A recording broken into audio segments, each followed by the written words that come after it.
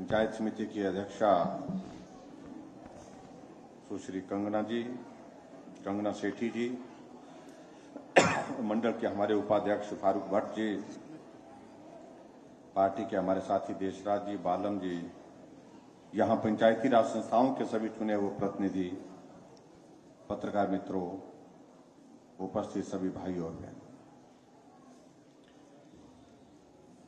मैं क्षमा चाहूंगा कि हम आपके बीच में यहाँ देरी से पहुंचे और सही मायने में मैं कहूं कि मुझे यहाँ इस प्रकार के कार्यक्रम की जानकारी ठीक तरह से थी नहीं।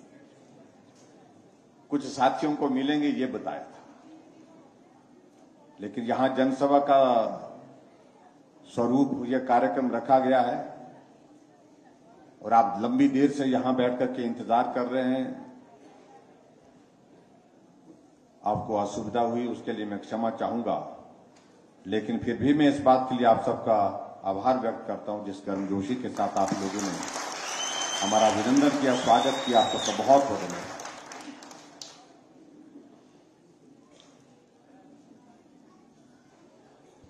इससे पहले भी हमारे आज के जो कार्यक्रम सुबह से रहे, वो कार्यक्रम पहले के निर्धारित कार्यक्रम नहीं थे। कार्यक्रम तो सही मायने में आज भरमौर जाने का था और भरमौर में हमारे हिमाचल प्रदेश के अस्तित्व के, हमारे गठन के 75 वर्ष होने के पश्चात जो एक कार्यक्रम हम हर विधानसभा क्षेत्र में बड़ा कार्यक्रम कर रहे हैं, उस कार्यक्रम के तहत मुझे जाना था। लेकिन पिछले कल बारिश ज्यादा होने के कारण, मौसम खराब होने के कारण वहां की सभा को आज स्थगित कर दिया, क्योंकि वहां जो व्यवस्थाएं थी वो व्यवस्थाएं अस्त व्यस्त हो गई। आने जाने के रास्ते थे वो अवरुद्ध हो गए बारिश के कारण। इसलिए हमने कहा आज चलते चलते सब साथियों को मिलेंगे और सुबह से ये तीसरा कार्यक्रम है। इससे पहले हमारा कोटी में था, कोटी से पहले हमारा कार्यक्रम साहू में था और अभी ये कार्यक्रम यहां भले ही माता जी के चरणों में रखा है। मुझसे पहले सारी बातों का यहां पर जिक्र हो गया। आप सबका स्नेह मिला, आप सबका सहयोग मिला। 4.5 वर्ष से ज्यादा का सरकार का हमारा कार्यकाल पूरा हुआ। जहां अपने विधायक चुन करके आए वहां भी काम किया, जहां विधायक विपक्ष के हैं वहां पर भी काम किया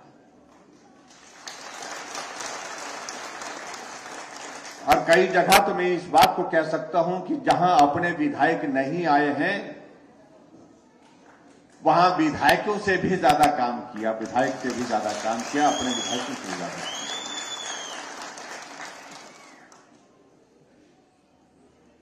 और इसलिए इस विधानसभा क्षेत्र में भी मैं कह सकता हूं, दावे के साथ कह सकता हूं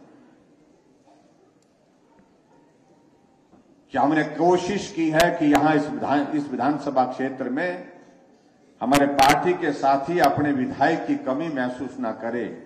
जो काम कर सकता तो वो करने की हमने कोशिश की है, इस बात को मैं कहता हूं। लेकिन ये भी बात सत्य है कि हमारे विपक्ष के लोगों ने तो कहना ही है कि कुछ नहीं हुआ, और कह भी कह सकते हैं। विपक्ष के नाते एक भूमिका, एक रस्म उनको भी अदा करनी है। इसलिए वो कहते रहे, उस पर हमको बहुत ज्यादा विचार करने या चिंतन करने की आवश्यकता नहीं है। हमारे जिम्मे जो हिमाचल प्रदेश में आप सब लोगों ने जो काम दिया है, उस काम को हम ठीक तरह से करने की कोशिश करते रहे और हमने काम करने की कोशिश की, उसमें सफलता भी हासिल की।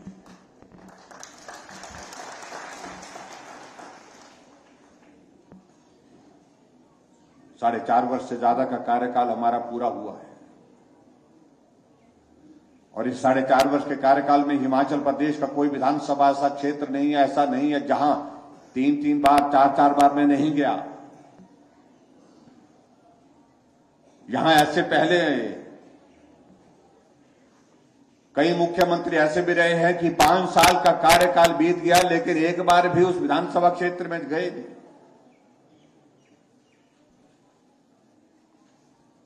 हां, कुछ जगह ज्यादा जाना हुआ होगा, कुछ जगह थोड़ा कम हुआ होगा, ये हो सकता है। लेकिन आपके इस विधानसभा क्षेत्र में भी मैं शायद मेकल में कई बार आया है, मुझे याद नहीं आ रहा कि कितनी बार आया, लेकिन मैं आया कई बार। जो संभव हो सकता था वो काम करने की हमने कोशिश की है।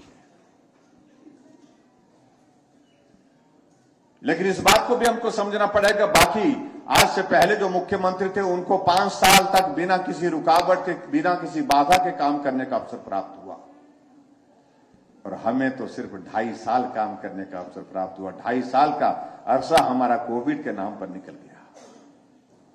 जहां आने की मनाही थी, जाने की मनाही थी, मिलने की मनाही थी।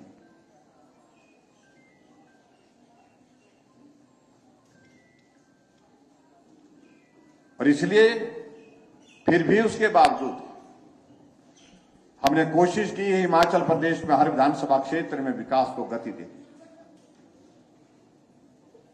और मैं इस बात को दावे के साथ कह सकता हूं कि अगर तुलना की जाए हिमाचल में जो सामान्य परिस्थितियों के कार्यकाल रहे आज से पहले के मुख्यमंत्रियों के, उनकी तुलना में हमने ज्यादा काम किया है, कम नहीं किया।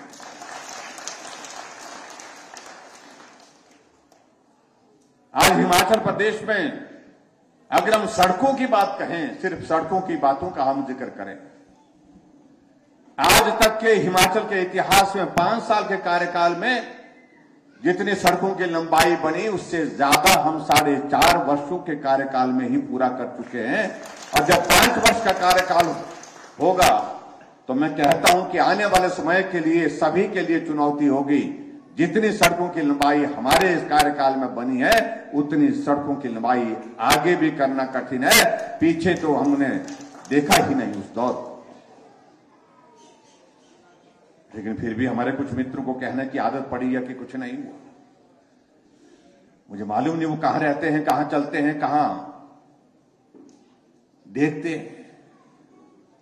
अगर जमीन पर चलते हैं, अगर जमीन पर देखते हैं तो मैं निश्चित रूप से दावे के साथ कह सकता हूं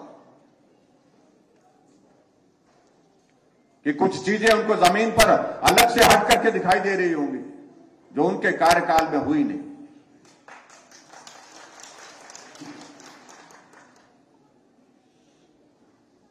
पचास साल से ज्यादा एक पार्टी सत्ता में रही और 50 साल से ज्यादा लंबे समय तक सत्ता में रहने के बाद आज वो पार्टी की स्थिति ये बन गई कि देश में तो दिखाई नहीं दे रही है, लेकिन इस चुनाव के बाद मैं दावे के साथ कह सकता हूं कि प्रदेश में भी दिखाई नहीं। कोई तो वजह रही होगी, उनको समझना चाहिए, सोचना चाहिए। ये हमारा काम नहीं है उनको मार्गदर्शन करने का, ये हमारा काम है भी नहीं कि हम उनको सलाह दें। लेकिन मुझे लगता है कि उनको आत्मचिंतन करना चाहिए कि आखिर हुआ क्या है जिसके कारण पूरे देश भर में कांग्रेस समापन की ओर बढ़ती है।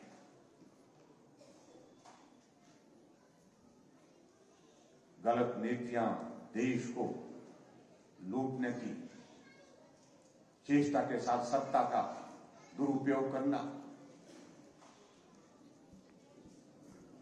शब्द अच्छे नहीं है, बुरे लगेंगे सुनने में, लेकिन हकीकत को हकीकत के रूप में रखना पड़ेगा। क्या यह सत्य नहीं है कि पिछले कार्यकाल ऐसे भी रहे जहां भ्रष्टाचार के मामले में प्रतिस्पर्धा होती थी, कंपटीशन होता था। 1,86,000 करोड़ रुपए का घोटाला, 86,000 76,000 करोड़ रुपए का घोटाला, इस प्रकार के घोटाले आते थे। घोटालों में भी प्रतिस्पर्धा, उसमें भी कंपटीशन होता। आज 8 साल का कार्यकाल आदरणीय प्रधानमंत्री नरेंद्र भाई मोदी जी का पूरा हुआ। कोई उंगली उठाकर नहीं कह सकता है कि नरेंद्र भाई मोदी जी यहां आपने कह नहीं सकता, सोच भी नहीं सकता, कहने की बात तो दूर की बात। अगर बात कहने की कोशिश कर रहे हैं तो मानने की बात तो बिल्कुल दूर की बात रही, कोई मानने के लिए तैयार नहीं। और यही वजह रही कांग्रेस रसातल में चले गई।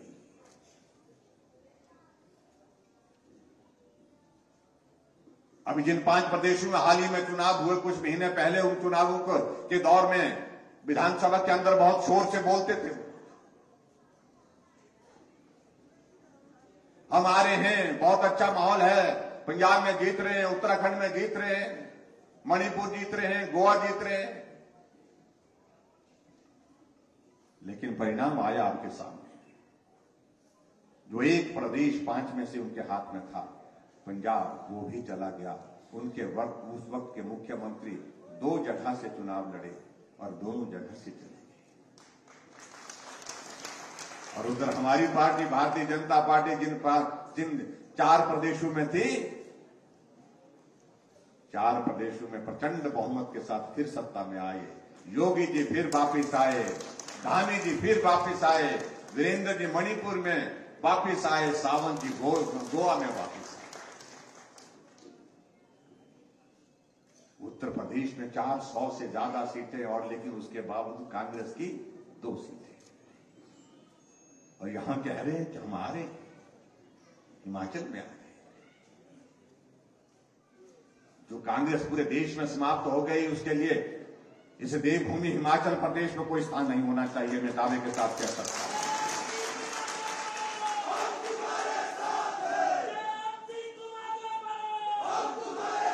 और एक वक्त होगा ये कांग्रेस भूली बिसरी यादें जो होता ना, एक कार्यक्रम आता है, रेडियो में कार्यक्रम आता है, भूली बिसरी यादें, तो वो उस रूप में आएगा।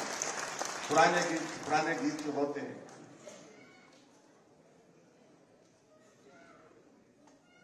क्योंकि कारण हमने ऐसे किए। मैं देख रहा था आजकल प्रचार कर रहे हैं कुछ लोग, वो डाल रहे हैं कि हम बेरोजगार यात्रा निकालें। बेरोजगारों के लिए लोग क्या यात्रा नाम रखा है मालूम नहीं, क्या याद रखा है? कौन दोषी है उस बेरोजगारी के लिए? जो 50 साल में सत्ता में रहे, दिल्ली में रहे, प्रदेश में रहे, क्या वो दोषी नहीं है? ये वो लोग हैं जो शिमला के पीटर हॉल में जाकर के नौजवानों को इकट्ठा किया, कहा कि 7वीं बार, ऐसे करके नारे लगाए, और उसके बाद उनको गुमराह करते रहे। नौजवानों को नौकरी देंगे, ये करेंगे, वो करेंगे, लेकिन उसके बावजूद दिया कुछ नहीं, सत्ता से बेदखल हो गए, सत्ता से बाहर हो गए। और आज उन्हीं नौजवानों को गुमराह करने की कोशिश हो रही है। लेकिन मैं एक बात मैं जरूर कहना चाहता हूं, ये हिमाचल प्रदेश ऐसा प्रदेश नहीं है जहां आप नौजवानों को गुमराह कर सकते हैं, उनको भड़का सकते हैं, थोड़ी देर के लिए प्रयत्न कर सकते हैं। नौजवान जानता है जो देश की परिस्थिति है, दुनिया की परिस्थिति है, उसकी वही परिस्थिति हिमाचल प्रदेश की, क्योंकि बेरोजगारी आज ग्लोबल इशू है, दुनिया का इशू है। और आदरणीय प्रधानमंत्री नरेंद्र भाई मोदी जी जिस प्रकार से एक लक्ष्य के साथ कर रहे हैं, 2024 तक 10 लाख नौजवानों को रोजगार देने का प्रावधान पूरे देश के अंदर कर रहे हैं, और उस मानचित्र उस लक्ष्य को हासिल करने के लिए रोड मैप बना रहे हैं।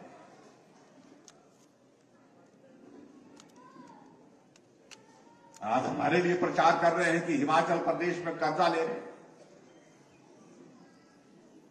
जैसे कि इनके जमाने में कर्जा लेते ही नहीं थे।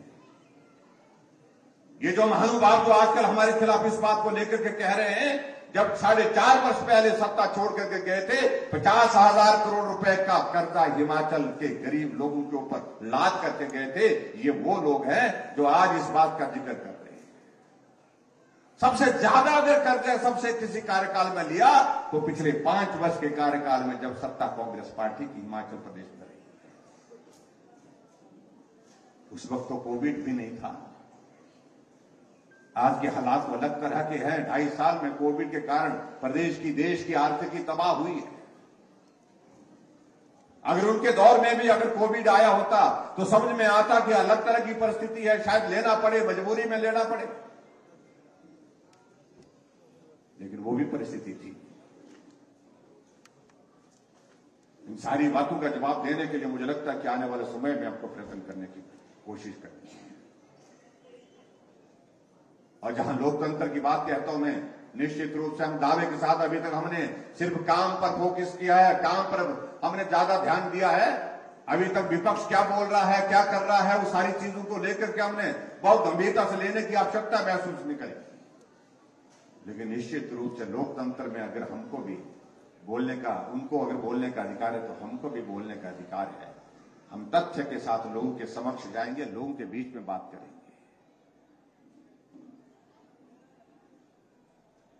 5 वर्ष का कार्यकाल कांग्रेस का पिछला बीता, और आप में से अगर मैं यहीं पर पूछूं, अगर कांग्रेस के 5 वर्ष की कोई योजना जो आपको ध्यान में आती हो कि पूर्व सरकार ने कोई ऐसी योजना चलाई हो, आप जिक्र करें। मैंने विधानसभा के अंदर पूछा इस बात को, सभी कांग्रेस के विधायक सामने बैठे थे। मैंने कहा मेरी याददाश्त बहुत ठीक है, लेकिन मैं एक बात को कोशिश कर रहा हूं, पिछले 2 दिन से कोशिश कर रहा हूं याद करने की कि 5 साल की सरकार में, आपकी सरकार के दौरान हिमाचल प्रदेश में कौन सी योजना शुरू हुई थी जिस योजना का हम जिक्र कर सके। मैंने कहा मुझे याद नहीं आ पाई, मेरी आप मदद कर दीजिए। मैंने कहा कि अगर आप मुझे बता पाएंगे तो मैं आपकी बात को सुनने के लिए, मानने के लिए तैयार हूं। मैं भी लोगों के बीच में उस योजना का जिक्र करूंगा। लेकिन कांग्रेस के विधायक सामने बैठ करके कोई हिम्मत नहीं जुटा पाया खड़ा होकर के बात कहने का कि 5 साल पहले हमारी सरकार में ये योजना शुरू हुई थी। और आज कुछ नेता ये कह रहे हैं कि हमारी सरकार आएगी, हमारी सरकार आएगी तो हम जयराम की सारी योजनाओं को बंद कर देंगे।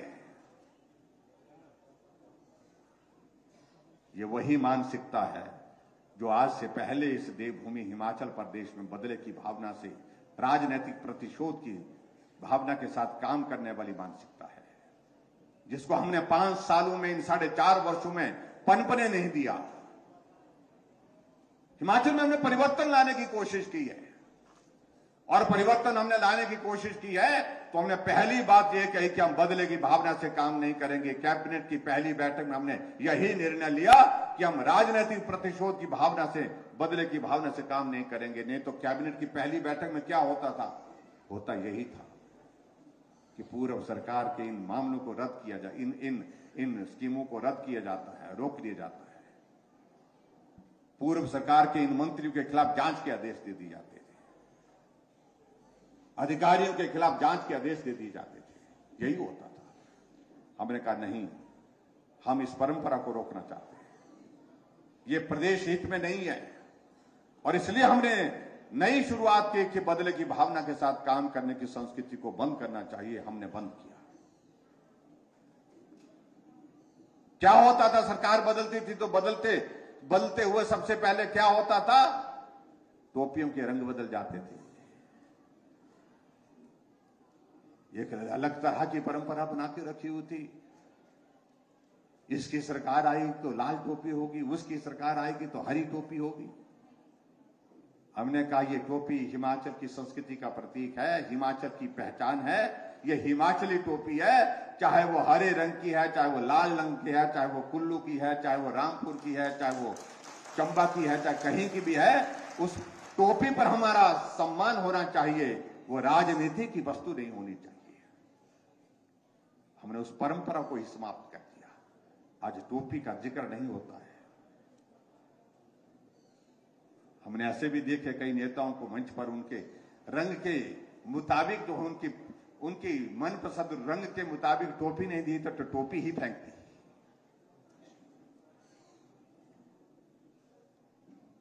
ये सारी बातें, बहुत सारी ऐसे जिनका जिक्र करने का मुझे लगता है कि अब आज का वक्त नहीं है। लेकिन मैं एक बात मैं जरूर कहना चाहता हूं, हमने गरीब आदमी को लेकर के काम करने की कोशिश की है, गरीब आदमी की मदद करने की कोशिश की है। और जो गरीब आदमी के लिए मदद करने के जो जितने भी रास्ते हमने निकाले हैं, और कांग्रेस कहती है कि, कांग्रेस के नेता कहते हैं कि हम आएंगे तो हम बंद कर देंगे। वो 4 लाख लोगों को हिमाचल प्रदेश में पेंशन देते थे, मैं 7 लाख लोगों को हिमाचल प्रदेश में पेंशन दे रहा था। वो 400 करोड़ रुपए पेंशन पर खर्च करते थे, मैं 1300 करोड़ रुपए हिमाचल प्रदेश में खर्च करता हूं। और वो कहते हैं कि हम सत्ता में आएंगे तो बंद कर देंगे। वाह, क्या तरीका है काम करने का। हमने हिमाचल प्रदेश में गरीब आदमी के इलाज के लिए हिमकेयर की योजना शुरू की। 5 लाख रुपए तक का हेल्थ कवर उस आदमी के, गरीब आदमी के इलाज के लिए तय किया। आज गरीब आदमी अगर बीमार होता है, जेब में पैसे हैं तो नहीं है, लेकिन हिम कार्ड को ढूंढ करके वो ले जाता है जेब में, उसको मालूम है कि इससे मेरा इलाज होगा। हमने उस आदमी की जिंदगी बचाने के लिए प्रयत्न किया कि हम सरकार के माध्यम से उसका इलाज कर सके, उसकी पीड़ा को कम कर सके। और कांग्रेस कह रही है कि हम सत्ता में आए तो हम बंद कर देंगे। हमने हर घर में गैस का चूल्हा पहुंचाया। 3,32,000 गैस के चूल्हे घर घर में हिमाचल प्रदेश में पहुंचाए। और कांग्रेस वाले बोल रहे हैं कि हम बंद कर देंगे, तो क्या गैस का चूल्हा भी रसोई से उठा करके वापस ले जाएंगे? ये सारे प्रश्न हैं जिन प्रश्नों को आप लोगों से उन लोगों से पूछना होगा। हमने उस गरीब आदमी को जो बीमार हो गया, लाचार, बेबस है, अपना इलाज करने की स्थिति में नहीं है और बिस्तर पर पड़ा है, बीमारी ऐसी लग गई है जब तक जिंदा है तब तक उसका इलाज करना पड़ेगा।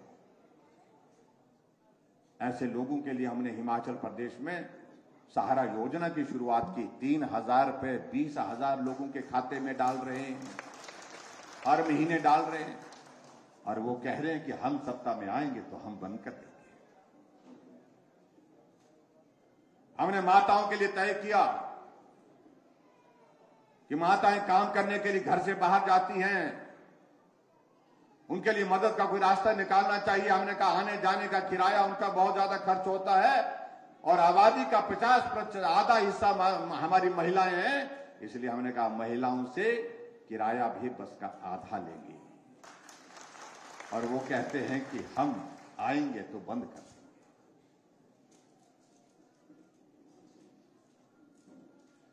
हमने तय किया कि हिमाचल प्रदेश में हमारे ग्रामीण क्षेत्र में पानी का नल बहता है, पानी सब पीते हैं, पानी के बिना जीवन नहीं है। हमने तय किया कि हम उसका किराया नहीं लेंगे। हर घर में नल से शुद्ध जल देने की हमारी योजना होने के बावजूद भी हम उसका किराया नहीं ले रहे हैं। और वो कहते हैं कि हम आएंगे तो हम बंद कर देंगे, हम किराया भी। हमने ये तय किया कि हिमाचल प्रदेश में जो गरीब लोग हैं, जिनके घर में 2 बल्ब, 4 बल्ब, 5 बल्ब जलते हैं, 125 यूनिट से बिजली कम खर्च होती है, ऐसे गरीब लोगों के लिए, ऐसे मध्यम दर्जे के लोगों को हम मदद करना चाहते हैं। हिमाचल प्रदेश में हमने कहा 125 यूनिट तक बिजली का किराया नहीं लेंगे। और वो कहते हैं हम आएंगे तो हम ये भी बंद कर देंगे। आप बताइए मुझे, जुलाई के महीने का पानी का बिल आया किसी को? नहीं आया। आपके यहां पर बिजली का बिल जुलाई महीने का, जून महीने का आया? बिल आया, लेकिन कितना आया? 0 बिल आया। और वो बोलते हैं कि इनको मुफ्तखोर बना दिया।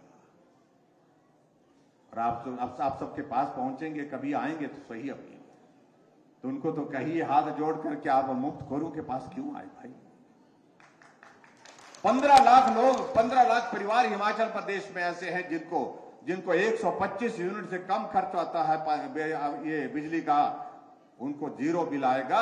और यहां मैं दावे के साथ कह सकता हूं, कुछ गिने चुने लोग जिनके घर में कोई इस प्रकार का उद्योग होगा, इस प्रकार का कोई काम होगा, वहां का बिल ज्यादा हो सकता है। बाकी मैं दावे के साथ कह सकता हूं, जितने लोग यहां पर बैठे हैं, आप सबका बिल कितना होगा? 0 बिल होगा।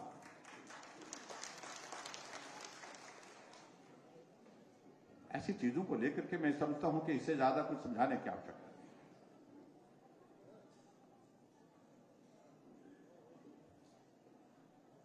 हमने उन बेटियों के लिए तय किया जो बीपीएल परिवार के, वो जब शादी होगी तो हमने शगुन योजना के अंतर्गत 31,000 रुपए उनके खाते में हम डालते हैं, और वो कहते हैं कि हम आएंगे तो हम ये भी बंद कर देंगे। इसलिए इन सारी बातों का जवाब देने के लिए मुझे लगता है कि आप सबको तैयार होना चाहिए। भाइयों और बहनों, मैं बहुत लंबी बातें नहीं कहूंगा, आप लोग बहुत देर से बैठे हैं, मैं आप सबका धन्यवाद करना चाहता हूं। ये चंबा जिला एक ऐसा जिला जहां कल भी प्रधानमंत्री जी ने जब राष्ट्र को संबोधित कर रहे थे मन की बात के माध्यम से, चंबा के मिंजर का जिक्र करते हुए उन्होंने बात कही।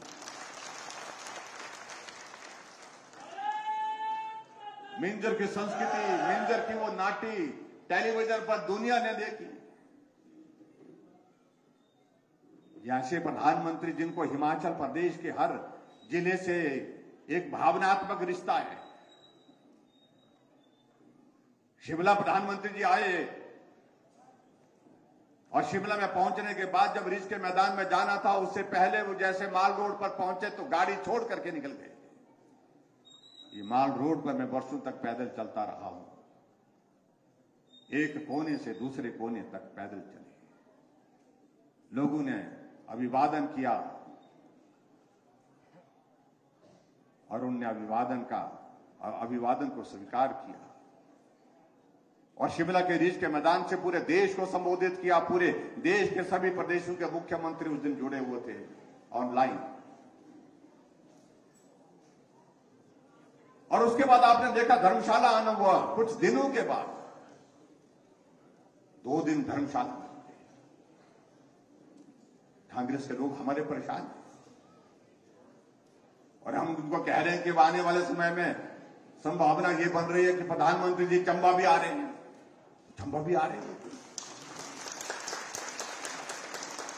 हमने कहा जी आ रहे हैं, क्यों आ रहे हैं? क्यों आ रहे? जैसे उनसे हमने आपको अनुमति दे दी। फिर कुछ नहीं जब बचता उनके पास एक ही बात होती है, प्रधानमंत्री जी तो आए लेकिन दिया कुछ नहीं। यही गीत गाते हैं। ये प्रधानमंत्री वो प्रधानमंत्री जो मंच पर से नहीं बोलते हैं कि मैंने क्या देना है क्या नहीं देना है। ये देना होता है, इनको जो देना होता है पहले दे करके आते हैं। 10,000 करोड़ रुपए हिमाचल प्रदेश के विकास में 4.5 वर्षों में दिया हमने, हिमाचल प्रदेश के लिए मदद के रूप में दिया। हिमाचल प्रदेश में टूरिज्म को बढ़ावा देने के लिए 2100 करोड़ रुपए का एडीबी का प्रोजेक्ट स्वीकृत किया। हिमाचल प्रदेश में स्कूल का भवन बने, कॉलेज का भवन बने, हॉस्पिटल का भवन बने, पुल बने। उन सारी चीजों के लिए 800 करोड़ रुपए दे करके आया। उसके बाद प्रधानमंत्री जी शिमला आते हैं।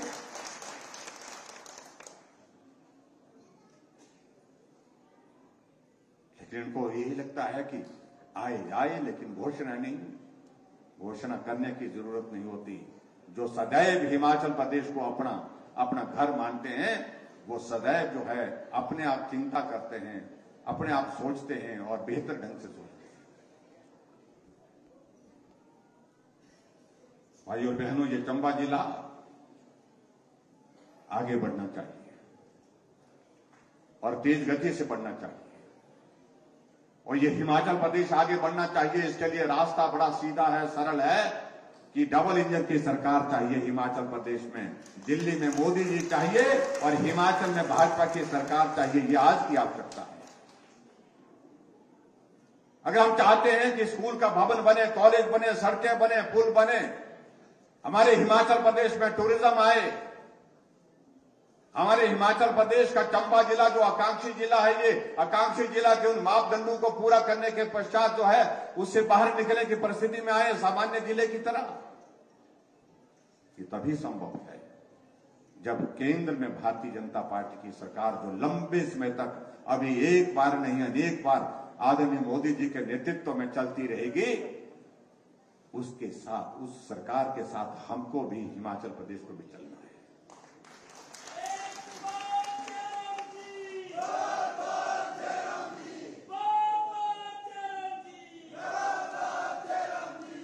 और जो कहते हैं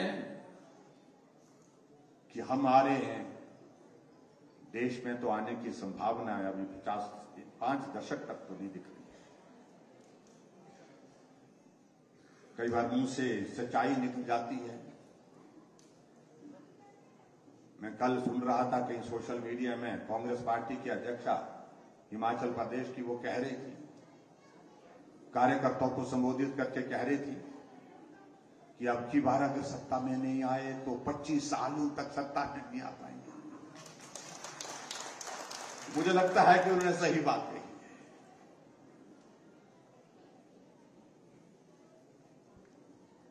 कम से कम हिमाचल प्रदेश में 25 साल का तो हमें भी दिख रहा कि आने वाले समय में सत्ता में आने की कोई संभावना नहीं है, और इसलिए यह बहुत आवश्यक है।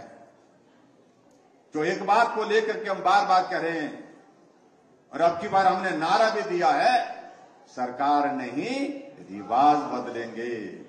जो रिवाज हिमाचल प्रदेश में 5 वर्ष के बाद सरकार बदलने का चल रहा है, उस रिवाज को बदल करके छोड़ेंगे इस बार, और हिमाचल प्रदेश में नरेंद्र भाई मोदी जी के आशीर्वाद से फिर भारतीय जनता पार्टी की सरकार बनाएंगे। क्योंकि रिवाज बदलने की अगर बात आई है तो हमने पहले दिन से तय किया है कि हिमाचल के कुछ रिवाजों को बदलेंगे। हमने टोपी का रिवाज बदल दिया, हमने बदले की भावना से राजनीति करने का रिवाज बदल दिया। हमने आने वाले समय में इस रिवाज को भी बदल देना है। जो 5 साल में सरकारें बदलती रहती हैं, इस रिवाज को भी बदलना है अब की बार। जैसे उत्तराखंड ने रिवाज बदल दिया, उत्तर प्रदेश ने रिवाज बदल दिया, पड़ोसी हमारे हरियाणा ने रिवाज बदल दिया, अब रिवाज बदलने की बारी हिमाचल की है, और हम अब की बारी से रिवाज को बदलेंगे। आप सबका आशीर्वाद चाहिए। और हिमाचल प्रदेश में जहां चंबा जिला से हमारी 5 सीटें हैं, 5 में से 4 हमारे साथ हैं, ये एक क्यों छोड़ी है, ये नहीं छूटनी चाहिए, 5वीं भी होनी चाहिए। ये जिम्मा आप सबके ऊपर है।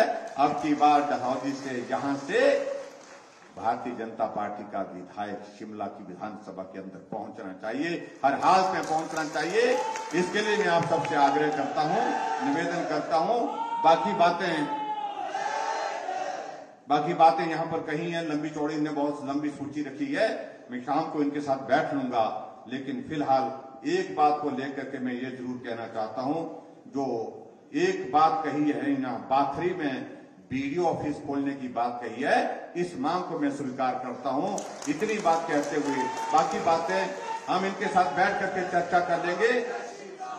और उसके साथ साथ में उप तहसील की भी बात कही है, वो शाम को मैं इनके साथ बैठ करके, क्योंकि मेरे पास पूरा इस वक्त का खाका नहीं है, कितने पटवार सर्कल उसमें होंगे, उन सारी चीजों को लेकर चर्चा करेंगे। लेकिन आप पहले जो आप लोगों ने मांगा है हमने दिया है, इस बात को मानते हैं ना। लेकिन अब की बात जो हम मांग रहे हैं कुछ, वो आपको देना होगा। यहां से विधायक भारतीय जनता पार्टी का आप दीजिए, उसके बाद जो चाहिए होगा वो हम देंगे। इतनी बात कहते हुए आप सबका बहुत बहुत धन्यवाद। नमस्कार, जय हिंद।